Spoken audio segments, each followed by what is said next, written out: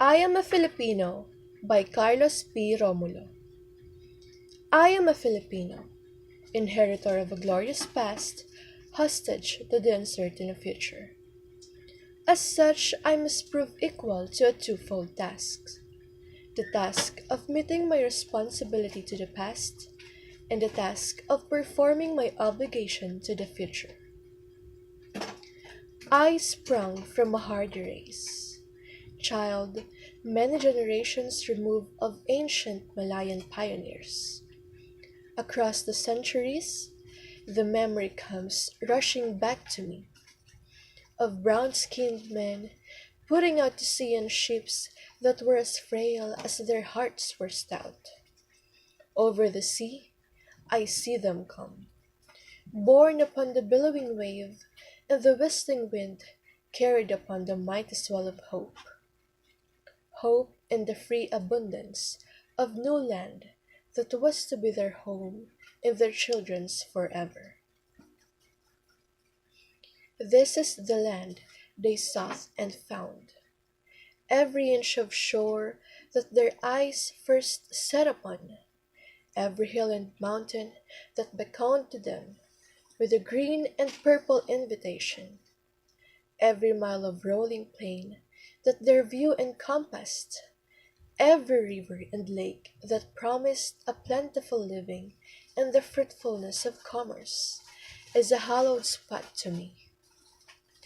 By the strength of their hearts and hands, by every right of law, human and divine, this land and all the appurtenances thereof, the black and fertile soil, the seas and lakes and rivers teeming with fish, the forests with their inexhaustible wealth in wildlife and timber, the mountains with their bowels swollen with minerals.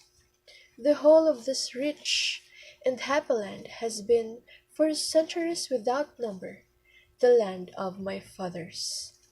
This land I received in trust from them, and the trust will pass it to my children, and so on until the world is no more.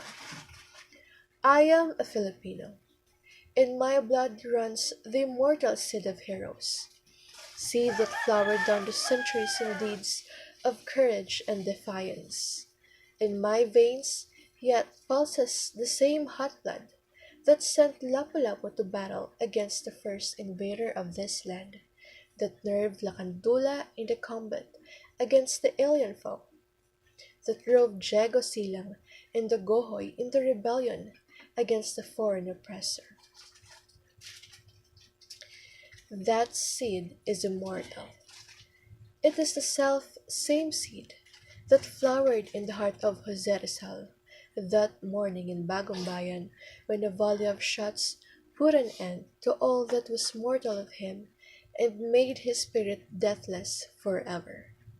The same that flowered in the hearts of Bonifacio in Balintawak, of Gregorio del Pilar at Tirat Paz, of Antonio Luna at Kalumpit, that bloomed in flowers of frustration in the sad heart of Emilio Aguinaldo at Palanan, and yet burst forth royally again in the proud heart of Manuel L. Quezon, when he stood at last on the threshold of ancient Malacanang Palace, in the symbolic act of possession and racial vindication. The seed I bear within me is an immortal seed. It is the mark of my manhood, the symbol of dignity as a human being. Like the seeds that were once buried in the tomb of Tutankhamen many thousand years ago, it shall grow and flower and bear fruit again. It is the insignia of my race, and my generation is but a stage in the unending search of my people for freedom and happiness. I am a Filipino, child of the marriage of the East and the West. The East with its languor and mysticism, its passivity and endurance, was my mother, and my sire was the West that came thundering across the seas with the cross and sword and the machine. I am the East, an eager participant in its spirit and in its struggles for liberation from the imperialist yoke. But I also know that the East must awake from its centuried sleep, shake off the lethargy that has bound his limbs, and start moving where destiny awaits. For I too am of the West, and the vigorous peoples of the West have destroyed forever the peace and quiet that once were ours. I can no longer live a being apart from those whose world now trembles to the roar of bomb and cannon shot. I cannot say of a matter of universal life and death, of freedom and slavery for all mankind, that it concerns me not. For no man and no nation is an island, but a part of the main. There is no longer any East and West, only individuals and nations, making those momentous choices which are the hinges upon which history resolves.